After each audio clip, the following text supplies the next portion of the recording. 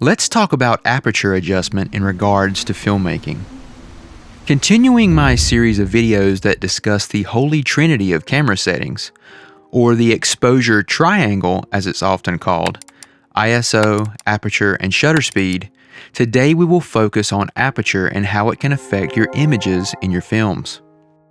Once you master aperture, you'll have an advantage when it comes to creating images with your camera, and have a better grasp on achieving correct exposure with various lighting situations. Aperture refers to the opening within your lens that allows light to pass through. When we adjust the aperture, we adjust the width at which the aperture opens up, and this affects how much light is allowed in. The larger the aperture, the more light. Aperture is measured in f-stops and is usually referred to with f followed by the numbers of the aperture. For instance, f1.4, f2, f5.6, and so on. The way aperture is referred to can sometimes be confusing, as the lower the number f-stop, the larger the aperture.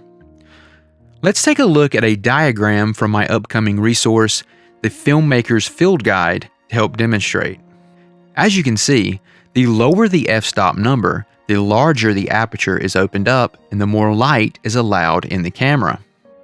Like the other aspects of the exposure triangle, aperture has a direct effect on the other two aspects, ISO and shutter speed.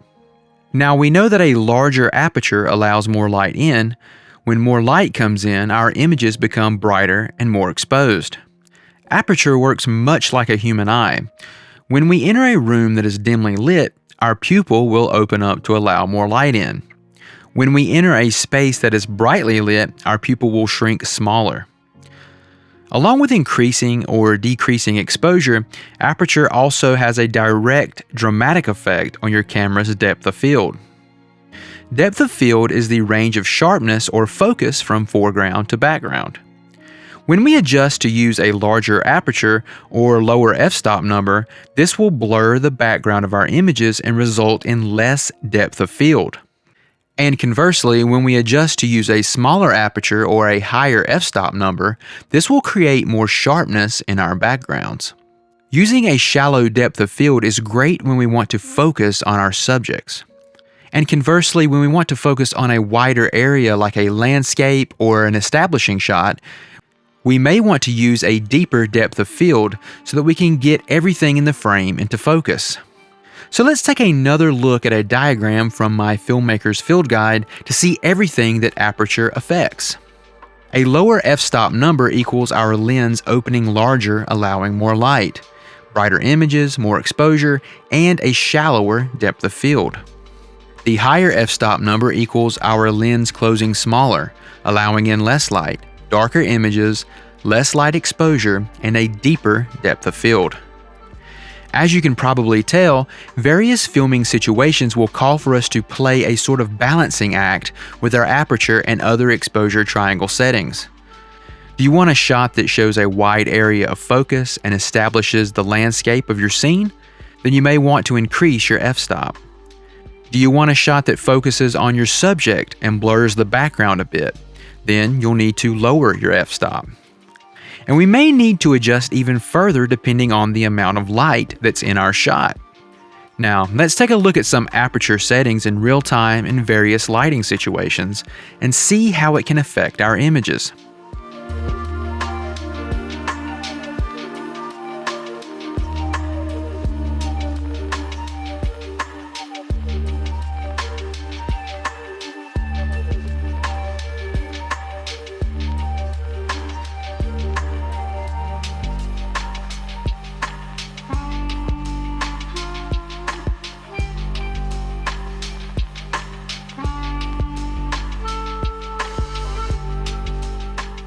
Okay, now we have another piece of the puzzle of the exposure triangle with aperture.